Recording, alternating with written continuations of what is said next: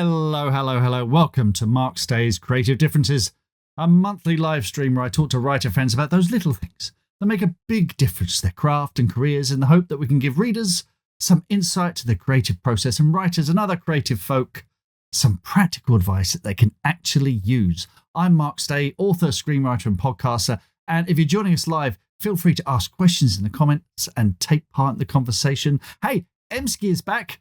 Or should I say, Mrs. Stay Newton. Welcome back, Emily. Married woman there. Fantastic. Good to have you back. So, a big thank you, as always, to Dominic Currie for his jingle, which has a slightly eerie, festive feel to it. Makes me dread what I'm going to find in my stocking at Christmas. Now, let's meet our special guest. My special guest writes award-nominated romantic women's fiction and rom-coms. She's written books on how to write rom-coms and sustaining a career as a writer. She also has an amazing YouTube channel teaching authors how to use Canva to make marketing graphics, trailers, book trailers and things like that. Her latest book, How Can I Resist You, is out now. It's only that Jeevani Charika. Jeev, how are you doing? I'm good, Mark. How are you? I'm very good indeed. Welcome to the Creative Differences podcast. It's great to see you. Tell us about How Can I Resist You? Now, with that title, I'm definitely getting kind of Mamma Mia vibes. And let's have a look at the cover there. Lovely cover there, lovely bright cover. Now, there's something here about the protagonist trying to see their work colleagues with their tops off or something. Tell us more. Okay, there is a sort of Mamma Mia connection in that somebody's pregnant and they don't know who the dad is, the three possible people.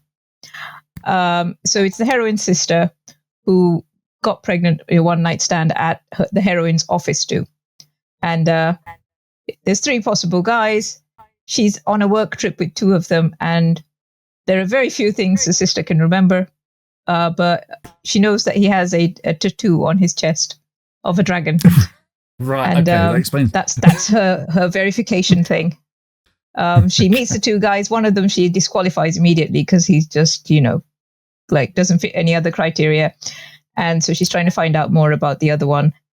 And she falls for the first one before she figures out which one, if either of them, has a tattoo.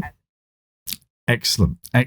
So the title is very evocative. It does completely tap into that kind of Mamma Mia, ABBA, audience, if you like. How far into the project did that come? Was it title first, then project, or was it you were halfway through it and you realised that's what it should be? It actually came after I'd written the book. So the ABBA thing started with Knowing Me, Knowing You, which is really hard to say without going aha, like Alan Partridge at the end.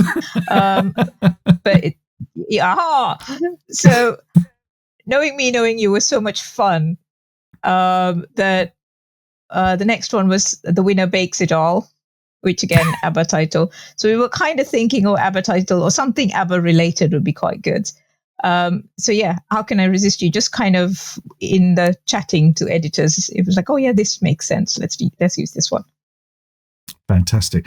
And when you're working on projects like this, we had Pernilla on last week and we talked about rom-coms. We were talking about the kind of tropes and the reader expectation with something like this. When you're going into this, again, just how aware are you of those romance tropes, of what the readers are expecting? Is it something that you use as part of your planning process, or is it something that you kind of sprinkle through as you're working on the project? It comes in at the pitch, usually. Right. Because these books are written, I pitch first, then contracted, and then written. It comes in at the pitch. You kind of like, this is the main trope I'm thinking of. And that works because, in romance in particular, the tropes are quite prominent. Mm-hmm. This one is not very tropey in that, I guess single parent finding out who the dad is, that kind of thing. But apart from that, there's no main trope apart from secret identity. It's an office romance, though, so that kind of puts it in a nice little subgenre. But readers like that. As I mentioned before, you have written a book on how to write a romantic comedy. That's you and Jane Lovering there as well. And of course, you've done a book on getting published as well, Rhoda, but under your pen name, Rhoda Baxter as well. So in the whole community, how aware of you are of the writing tropes, and do you lean into them or do you try and subvert them? However, aware of the writing tropes, quite aware, but you kind of use them as sort of something in the background as part of the scaffolding. And with the tropes, if you can twist the trope in a little way, in any way, you do. I mean, I spend a lot of time trying to think, well, this is the trope, but how can I make it different? Mm-hmm. And it's fun. You're kind of playing within the rules to see how far you can change things and still stay within the rules, if that makes sense. Absolutely. So yeah, and a little twist on the trope is great. Bust a trope wide open probably is a waste of time. Okay. Why bother? And also this month, you've got your first novel with Mills and Boon, which is Christmas with the Tycoon, which is a festive romance, which you've written with your Rhoda Baxter pen name. So tell us more about Christmas with the Tycoon and what are the challenges for writing for Mills and Boon? Because it's one of these things, I've spoken to Mills and Boon authors before, and there is a kind of, from the outside looking in, there's an assumption that it's kind of formulaic, that it has to cleave very tightly to those kind of tropes. But is that the case? I imagine it's quite a hard gig, though, isn't it? It is really hard. I started off trying to write for Mills and Boon like years ago and didn't get anywhere. Sent a couple of pitches in, didn't get anywhere. And so I'm really excited to be writing for Mills and Boon because they've been doing this for like 120 years, something like that. Yeah. So they're obviously doing something right. It is my second book for them, which I'm currently writing. I found really, really difficult because it's not so much a formula as such, but it's more of a constraint. Mm-hmm. So the line that I write for, because they've got different lines, the line that I write for is 50,000 words. So it's way shorter than my normal length. And my pacing was all off because I'm used to pacing an 80,000 word book, not a 50,000 word book. The focus has to be much tighter because of that. So it's almost like going from writing iambic pentameter to trying to write haikus. You just need to constrain yourself and try and choose your words even more carefully than you normally would. And the other thing is that they have certain archetypes for heroes and heroines, they have been moving more and more towards the modern sensibility now. But I don't write very butch heroes. I write slightly panicky heroes. And that does not fit with the Mills and Boon hero. So a lot of my feedback has been, can you make him seem less vulnerable? I'm like, but I like him because he's vulnerable. Anyway, I have a really great editor who I'd worked with before on my Jeevani Charika books. So she knows how to speak Jeev, if you see what I mean. So she'll be like, okay, what I mean is, can you do this? And can you make him, just less panicky, please? We worked it out between us. So I'm learning. For me, it's a learning curve. And I think learning to write tighter is going to be good for me anyway. Let's talk about the green room, shall we? Twice a month, I run live sessions on Zoom where you can ask me questions about the craft of writing, your work in progress, on the business of publishing. So the sessions are fun and informal and chatty. You can send me questions in advance. They'll be recorded live and saved on Ko-fi for access to Green Room supporters. You'll see a link across the bottom there, going kofi.com/MarkStayWriter. If you're listening back to this, I'll put a link in the comments as well. I'm running this via Ko-fi, where you can join by clicking on the Green Room membership tier for just £20 a month. There's no long-term commitment. With Ko-fi, you can support for just 1 month or for as long as you like. My goal is to be able to give supporters advice that's going to make a real difference to their writing and career, because the way I see it, having worked in this industry as a salesperson, bookseller and author for over 30 years, I've made every mistake so you don't have to. The next Green Room session is on Monday, 24th of November. That's one of our 200-word workshop sessions. That's where you send me 200 words of a work in progress or on a particular theme, and I critique it, and we all have a conversation about it, and it's all sorts of fun. So hope to see you all there. And if you want, I've got books and you can order them. You can get them from all good bookstores. Or if you want signed and dedicated copies, you can come straight to my store at witchesofwoodville.com. And we'll just have the, there we go, the banner go across the bottom there. Now, the other thing that's happening is I have been proofreading The End of Gods, which you can see there, and it's coming together very nicely. It's coming very, very soon. So I will be having signed copies of that up for pre-order for you to order as well. So let's, do drop us a line there. Let's go to the regular questions, shall we? So, what small thing has made a big difference to your creative process? Oh, what small thing? Setting a timer. At some point, I started setting a 15-minute timer and starting to write. And that has made a big difference to my word count.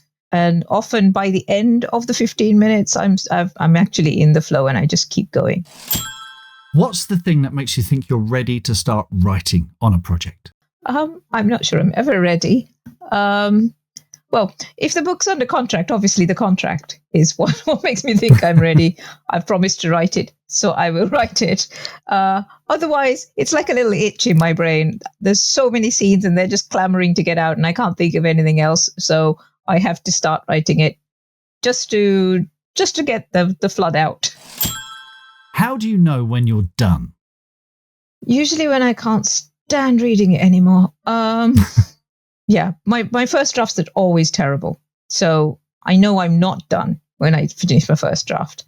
It's usually about draft number 3 where I think, okay, this is not too bad. And then once I get some beta reader feedback so that they just basically sense check it so that I'm sure it's not terrible, if you see what I mean, because you never know. You can't tell because you're so close to your own writing.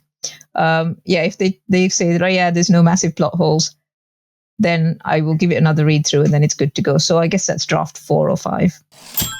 How do you remember that idea that you have at 3 a.m? I usually type it into my phone in the middle of the night. And then I look at it in the morning and it makes no sense. But I did type it up in the middle of the night. I had one which said, killer flamingos, which, they don't really fit in a rom-com, but I'm sure I'll work them in somewhere. But it's one of those dreams where it all made complete sense. And then when I wrote it out, it didn't. So, but one that did was Ghost Bride. That's what I'd written down. And that eventually became Please Release Me, which is about a ghost bride. What's the biggest mistake you've ever made in your writing career? Okay, this is a bit of a tenuous one because it's not really a mistake. It's a decision I made with the information that was available at the time. But with hindsight, it was not a really good thing. I had signed with a publisher, which was going really well by book 2. By book 3, things were starting to be not so great. By book 4, I knew I was not in the right place, but I signed the contract anyway because I didn't want to not have a publisher. So, yeah, it was a bad decision. But at the time, I can kind of see why I made that decision. I was a very new writer. I didn't stand up for myself in the same way that I would do now. So, yeah, but that's what prompted me to write the book about contracts and things. Getting published is just the beginning. It came out of that experience. What's the best happy accident of your writing career? Okay, it was, I was at an RNA conference. I had overslept and all my friends had already been for breakfast. So I was kind of late for breakfast and I was looking for somewhere to sit. And there was a bunch of editors, Mills and Boon editors, as it happened, sitting together. And I said, can I come and sit with you? I promise not to pitch you anything. And they said, yeah, okay. And I got chatting to them. And it turned out that one of them had read one of my books, the Ghost Bride book, in fact, Please Release Me. And she said, oh, have you considered writing for Mills and Boon? Pitch me something. So that didn't really come to anything. But we kept seeing each other at these conferences. And then about 3 years ago, she said, "Oh, have you got anything?" And I said, "Well, I've got this vague idea." And I pitched her what became Christmas with the Secret Tycoon. And she said, "Oh, well, send me some chapters, send me an outline." And I was like, "Okay." And I had to like make up an outline. I told her I had a beat sheet for a Hallmark movie. So I had to write it up as a Hallmark movie beat sheet and send it to her. And then she asked for chapters. And then eventually it became the book that's coming out on Thursday. Is there a character or story swirling around in your mind that you want to write, but you're not ready to write yet? I mean, we talked about, cozy fantasy last time, but is there like a murder mystery? Is there like a big, heavy literary novel? Is there something that one day you want to get to that, but you're not quite ready to get there yet? There is one which I've been thinking about since 2017-ish. And it's sort of a midlife paranormal thing. So Buffy the Vampire Slayer meets menopause. And I've tried it so many times. I've started it like 4 or 5 times now.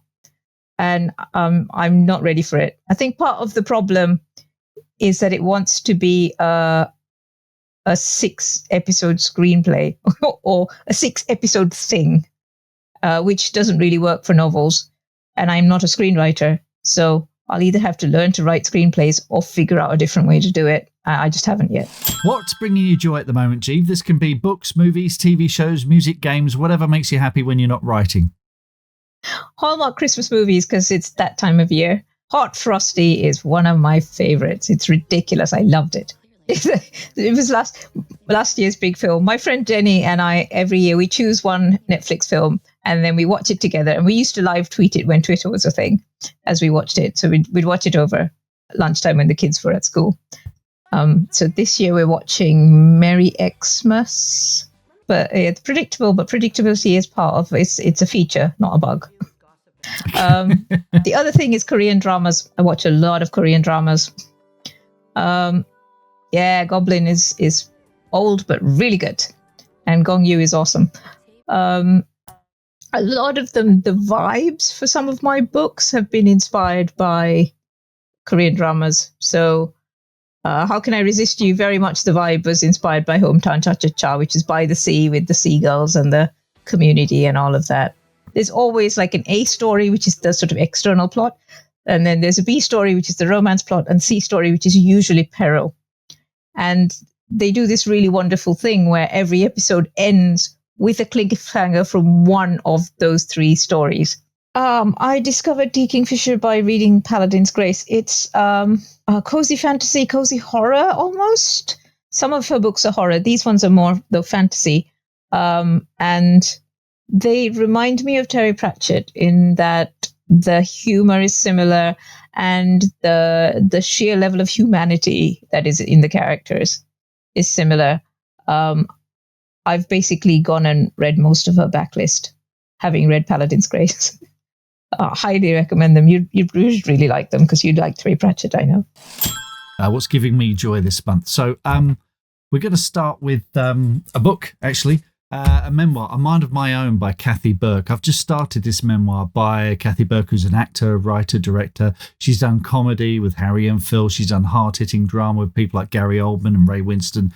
She's also the daughter of Irish immigrants and grew up in the same area of London as my mum. So this is actually hitting pretty close to home, and it's been it's lots of little vignettes. It's really, really easy to read. It really flows really nicely. I'm also going to plug a few podcasts as well, which I haven't done for a while.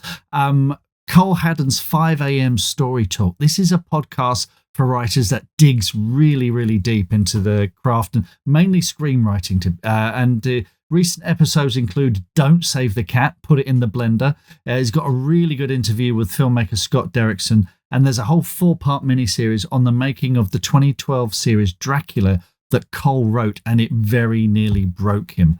Another podcast I'm really enjoying at the moment is 50 Years of Shit Robots.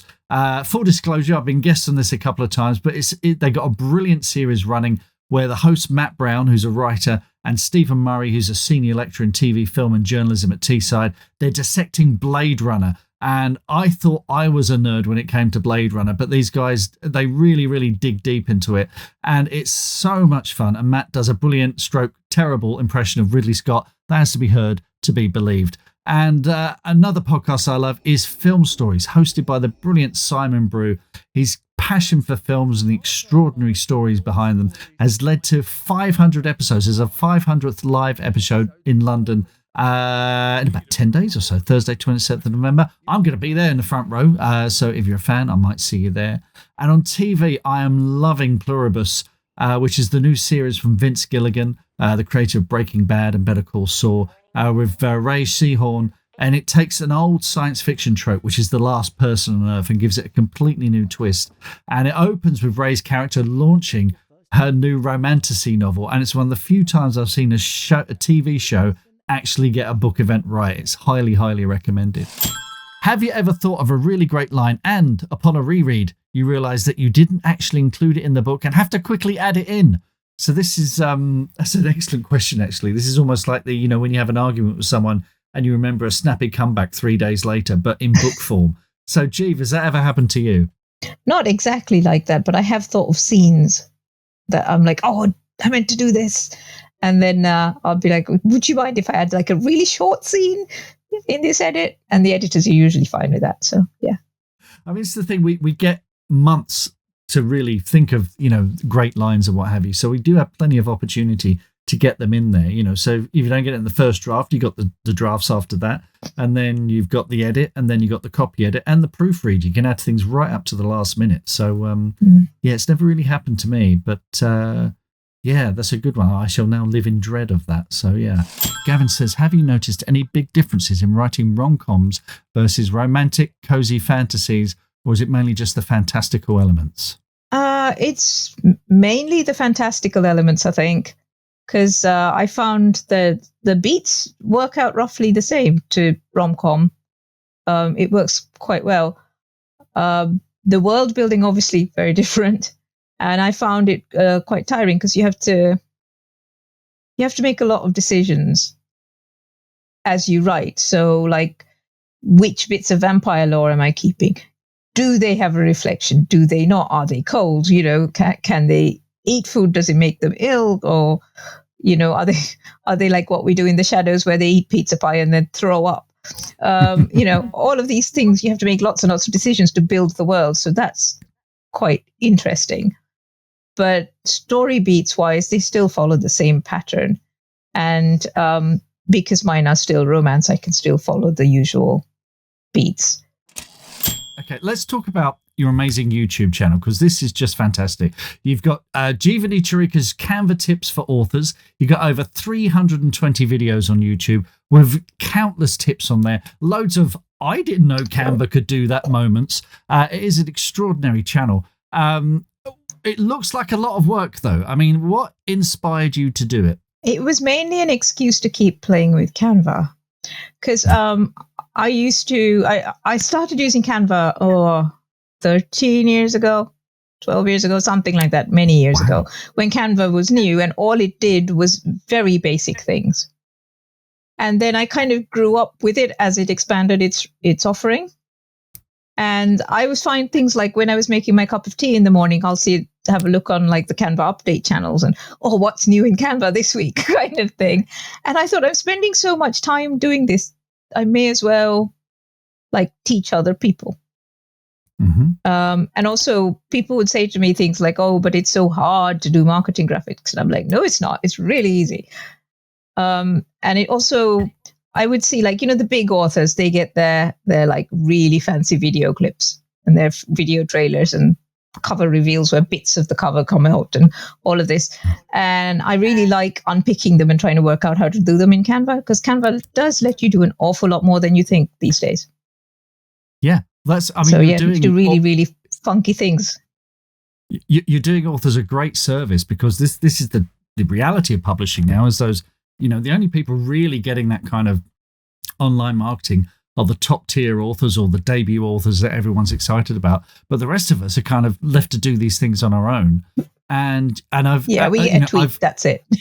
Exactly, if we're lucky, So I follow your YouTube channel, and it is, and you've got a Canva, and there's a Facebook. You got a Substack, and there's a Facebook group as well where you keep us updated regularly.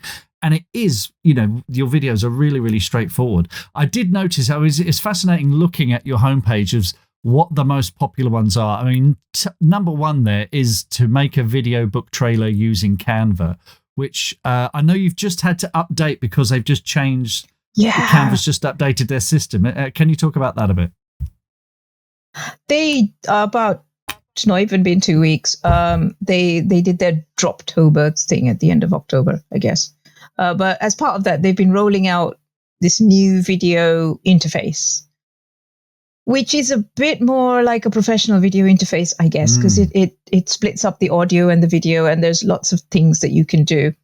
And to be honest, in the old interface, I'd worked out, or between us in the Canva community, because I belong to community groups there as well, we had worked out workarounds to do all of those things. And once you know how to do them, they're easy. But to learn them again is really hard. And also, today it was glitchy as anything, but I think it's the Cloudflare thing. Yes. So, yeah, it's still in beta, so it's a little bit, it's not great. But when you log into Canva now, it's the thing that is on by default. So the video starts with, this is how to turn it off. And then if you don't want to turn it off, this is how to do it. It is very good. It is just a little glitchy, and it takes a bit of time to get used to it. I think by December, it'll be fine. Yes, absolutely. I also noticed that the second most popular video was how to blur out part of a video. What does that say about your followers, Jeeve? I don't know. This one puzzles me. I'm like, is it authors? Because really, most authors don't have any people in their things. So I think it's possibly not authors that would like to watch that one. Fair enough. I mean, what I've, and again, I do urge everyone to check out the channel, because it's not just limited to Canva. You've got vids on there on things like how to upload books to Kindle. You've got tips for Instagram and TikTok. It's a really good one-stop channel for authors. But what's the thing that Canva does that surprised you the most? The animations. My favorite one is where you can just tell it where to move things. So when I first tried it, I had some birds on my book cover, and I just made them fly all over my book cover. And I'm like, oh, this is so great. I also like their match and move. There's a video where you can make a rotating carousel of your books just going round and round and round. And it just looks so cool. And it's so simple to do once you know how to do it in Canva. Yeah, the animations just blow my mind every time. Fantastic. Well, folks, the address for the channel is scrolling across the bottom there. And if you're listening back to this or watching this back, I shall definitely put a link in the show notes. It's absolutely brilliant and so useful. And what's coming next from you, Jeeve? I hear you've been working on something quite different to what we've read from you before. Yeah, because I was speaking to you on a podcast and you went, would you ever write fantasy? And I went, nah, don't think so. But what happened was I went to Octocon last year, and I went to a workshop on cozy fantasy, which I didn't know what it was. So that's why I went to see what it was. And it was like this light bulb went off in my head, because I'd had this conversation with somebody, is what happens if you get bitten by a radioactive vampire, right? If you get bitten by a radioactive spider, you get spider powers. If you get bitten by a vampire, you become a vampire. But what if it's a radioactive vampire? And as you do, we had this chat. And so it's about a vampire who gets bitten by a radioactive vampire and loses all his powers. And he's trying to get his powers back. And I was so excited by it. You know, that like proper light bulb moment.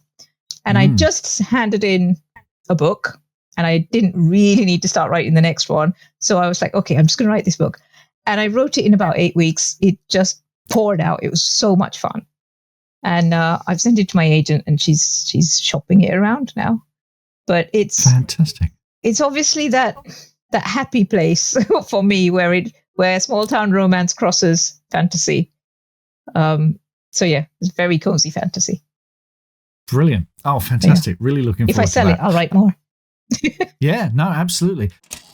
Join me next month with Gavin G. Smith. He is the author and co-author of 14 books, novellas and short stories. His books include, but are not limited to, Veteran and its sequel War in Heaven, the Age of Scorpio trilogy, the Bastard Legion series, Special Ops Z, as well as having written for the Black Library. Gavin wrote the novelisation of the Sony Pictures Bloodshot movie and Marvel's original Sin series. Within the games industry, he's worked with Yuzu, Ubisoft, DPS Games and CCP. In addition, he's written film scripts, and he's got a new book, I've got a copy here, Alien Cult, which is a murder mystery noir set in the Aliens universe, and I can't wait to discuss it with him. So that's going to be a really, really cool episode. So do join us live. That's going to be Tuesday, 9th of December, 8 p.m. GMT.